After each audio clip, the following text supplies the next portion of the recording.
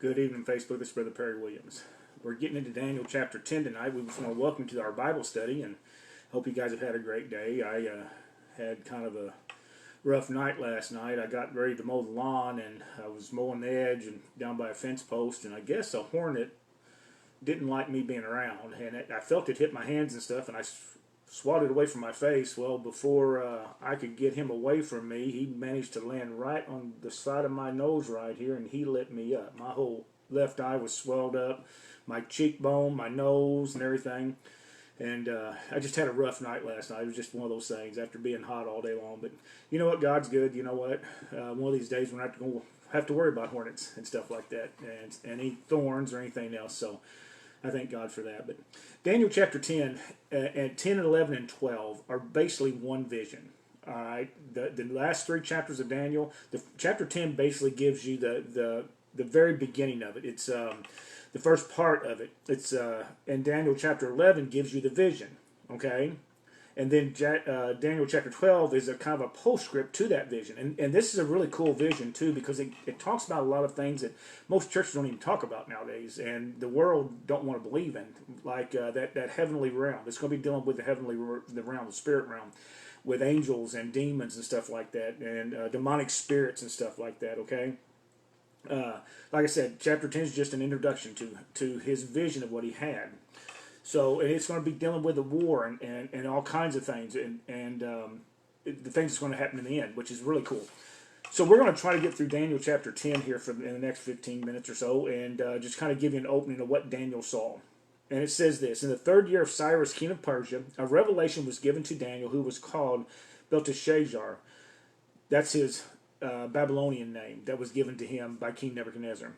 This message was true, and it concerned a great war. The understanding of the message came to him in a vision. And at that time, I, Daniel, mourned for 3 weeks. I ate no choice foods. I ate no meat or wine, or touched my lips, and I used no lotions at all until these 3 weeks were over with. So in other words, he had this vision, and I like him when he gives the timeline, because we know when the king Cyrus actually began his reign and everything. It was 2 years after Darius, once the Medes and Persians conquered Babylon.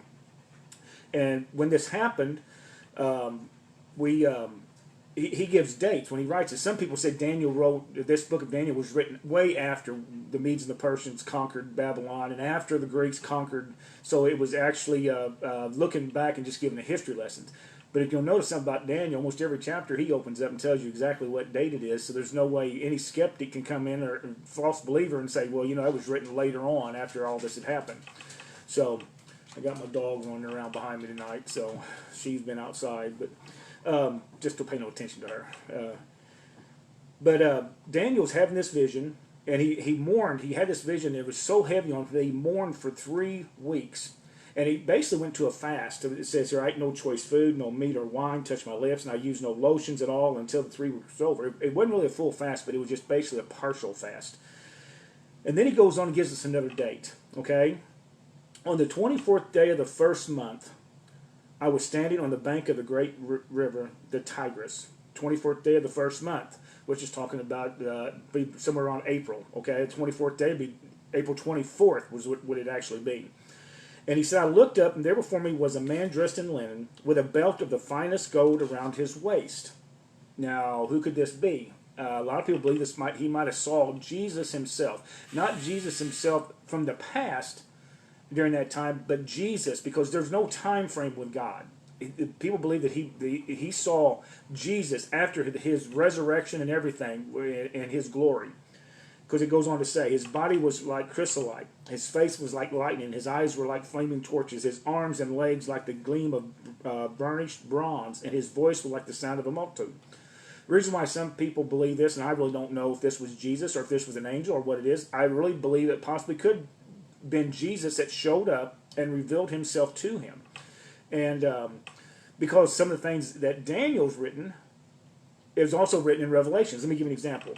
Daniel says he was dressed in linen. Revelations 1 gives the description of Jesus. It says he was a robe reached down to his feet. Daniel says a belt of fine gold around his waist. Revelation 1 says a golden sash around his chest. Face like lightning, Daniel says. Revelations and John said face like the sun. eyes like flaming torches. Revelation says eyes like blazing fire, arms and legs like gleam of a burnished bronze, and Revelation says feet of bronze glowing in a furnace, voice like the sound of a multitude. And then Revelation says this, voice like the sound of rushing waters. I mean, if you gave this description to two different people, two different artists, the picture would probably look very much so alike. The similarities would be just amazing. But I want to say something about this too. And what I've noticed here lately, especially with the Black Lives Matters movement, there's one of their leaders has been standing up and telling everybody that Jesus was black and white people need to get over it because he was not white and anything. Let me tell you something. Jesus was not white and he was not black. Okay? So if you hear somebody tell you he was black, that is false. Okay? Jesus was a Nazarene, and they were a darker skinned people, but they weren't black. They weren't from Africa. Okay? He was also a Jew. If you think about this, you look at the Jewish race now, their skin color is a little darker than ours. But he was neither white nor black, okay? So if you hear somebody saying that and trying to convince you that, you know what, this, especially in this day and age where they're calling all white people racist, all white people are not racist. And there's good people in the world, there's bad people in the world. You know what, in both sides. So, but Jesus was the Son of God, okay? And like I said, look up the complexion of a Nazarene or a Jew and you'll see the color of skin that Jesus had. So, but then he goes on to say, now this could have been Jesus here, okay? It might have been. I, Daniel, was the only one who saw the vision. The men with me did not see it, but such terror overwhelmed them, they fled and hid. So he had some people around. They couldn't see what was going on. And in a second, we'll realize why Daniel got to see this vision of possibly Christ. But they were so overwhelmed with terror that just, you know, something just came upon them, even though they didn't see nothing, that they actually fled and hid themselves from the presence that shone up around them. It says, so I was left alone, gazing at this great vision. I had no strength left. My face turned deathly pale, and I was helpless. He's at the point of passing out. Then I heard him speaking, and as I listened to him, I fell into a deep sleep, my face to the ground. And then it goes on. A hand touched me and set me trembling on my hands and knees. Now, we believe this hand was somebody else. We can't prove this, and we can't prove that the vision was Jesus, okay? Because it doesn't really use any capital pronunciations like we see when referring to God and Jesus throughout the Bible. But it says a hand touched him and brought him up to his hands and knees, and he was trembling. He was shaking all over. And he said, Daniel, you who are highly esteemed, that's the reason why Daniel could see this. Consider carefully the words I'm about to speak to you and stand up, for I have now been sent to you. And when he said this to me, I stood up trembling. And then he continued, do not be afraid, Daniel. Since the first day you set your mind to gain understanding and to humble yourself before your God, your words were heard, and I have come in response to them. Now think about this. He fasted for 3 weeks. All right? Now this is going to be really cool. It says, but from the first thing, when he set his mind to gain understanding about this vision, and he began to fast and ask God, you know what I mean, humble himself before God, this angel's, I believe it's an angel, a messenger, that's what angels are, came to him and said that, you know what I mean, from the very first moment that he set his mind to do that, he was coming to share this with him. But here's what happened. He said, but the prince of Persian kingdom resisted me 21 days. How many days in 3 weeks? 21 days. So this angel was supposed to come, but it says here that the Persian kingdom, the prince of the Persian kingdom, resisted me 21 days. Then Michael, one of the chief priests, Michael's an archangel, came to help me because I was detained there with the king of Persia. Okay, so what we're talking about here is simply this. A lot of people don't believe this, but what this is giving us is a vision of what's going on around us while you're sitting in your home, while you're playing video games, while you're going to the movies, while you're going to church, while you're going to work, while you're going to the store, to the beach, going fishing, whatever it is that you do or what you're doing right now. Behind the scenes, Daniel is getting a vision and being told what's going on behind the scenes. There is a supernatural war going on in the unseen world. This angel was fighting against the prince of Persia, which was possibly, and what Bible scholars believe, is talking about a demonic spirit that is pushing for evil leaders to do evil things. You know, I believe Hitler and Stalin had a demonic presence in them. But the Bible does teach there is demonic forces, there's demons that are putting themselves on leaders of every nation upon the earth. They're enforcing them. They're whispering in their ears. They're getting them to do evil things. But along with that, there's also God's angels, His holy angels, that are fighting against him. And they are powerful. And God's angels are awesome. They really are. But this angel was in a fight with a demonic spirit that was hindering him for 21 days. But it wasn't until Michael, all right, the chief prince, the archangel, who fights for Israel, is who he is, he came and helped him so he could go deliver his message. But it took him 3 weeks to do it. So just remember this: if you set your heart right and you ask God for something, or you petition God in your prayers, and you don't get an answer right away, it doesn't mean God's not heard you.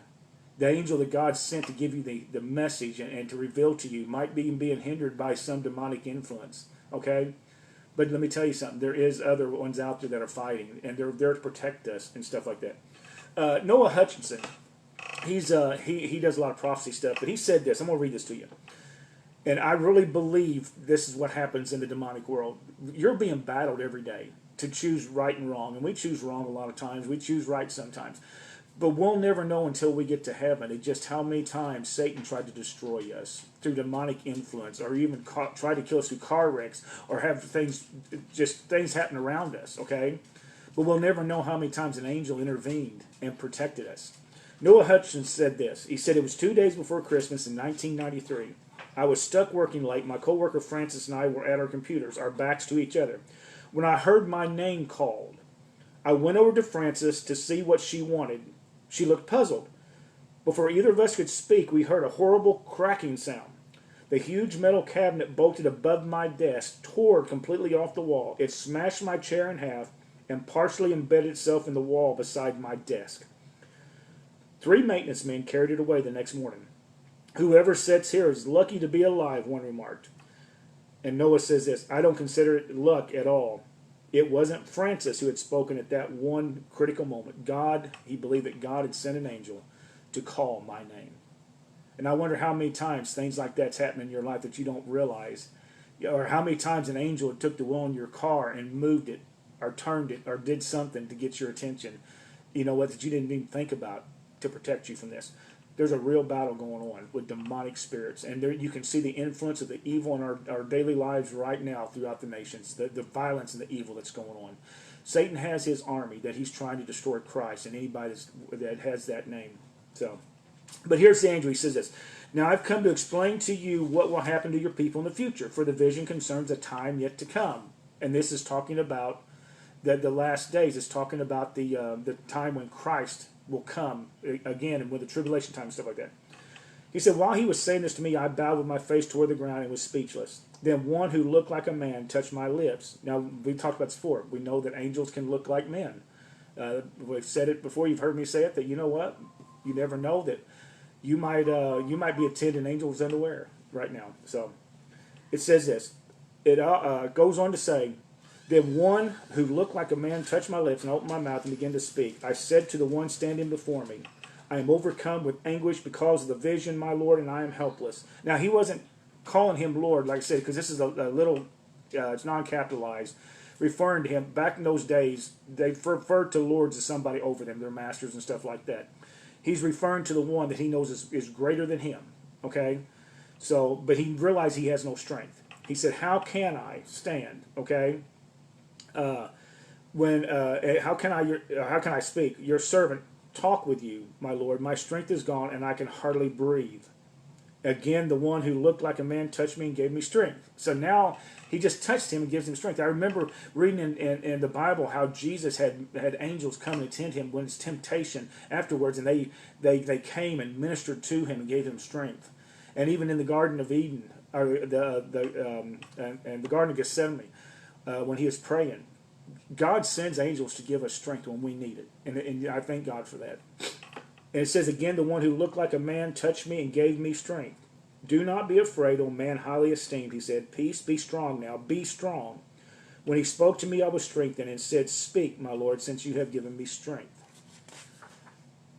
So he said, do you know why I've come to you? Now, he asked a question here, but the problem is he never even gave Daniel John to say, no, I don't, or yes, I do, or whatever. He goes on and answers his own question. He says, soon I'll return to fight against the prince of Persia, and when I go, the prince of Greece will come. Now we know that's happened. We know this, and this was written during the time, and Daniel gave dates on here, so we know that Greece has not come yet. We know that an evil spirit probably drove, Alexander the Great to destroy and come against the Persian kingdom. We know that. We see that in the Bible, how demons work and how they influence and how they're going to really influence in the last days. And it's going to become more and more prevalent as we go on. But it says, but first I will tell you what is written in the book of truth. No one supports me against him except Michael, your prince. In other words, Michael is fighting a heavy battle, trying to fight and protect the people of Israel. And he just lets him know, nobody's for me, but I'm going to tell you. Now, this was the end of actually chapter 10. Chapter 10 is dealing with the very first part of the vision, and it sets the vision up. Gives you the timeline. It lets you know this is going to be a spiritual battle. Lets you know about the demons that are working behind the scenes. Let me tell you, folks, if something's going bad in your life right now, okay, and you feel like that something just keeps attacking you, pray to God that He'll send an angel to protect you. I'm telling you, we all have angels. The Bible says that are there that God sends to protect us. God loves you. I'm telling you. Give your life to Him today. Give your life to the one that can change the things in your life. It doesn't mean that you're going to live a happy, normal, perfect life with no problems whatsoever, just like that wasp stinging me yesterday. I don't know why I got stung by the wasp, but you know what? That's just part of this world. All right? I have to trust that God is in complete control of all things. And He said our life would not be easy. But let me tell you something. Giving your life to Christ sets your life up for eternity, to where there will be no wasp. There will be no pains. There will be no sorrows. There will be no crying. And there will be no demonic influence to hurt you. There will be no violence. I thank God for that. This is Brother Perry. I hope you enjoyed our study. Pass it along. Send it out to somebody, okay? And may God bless you.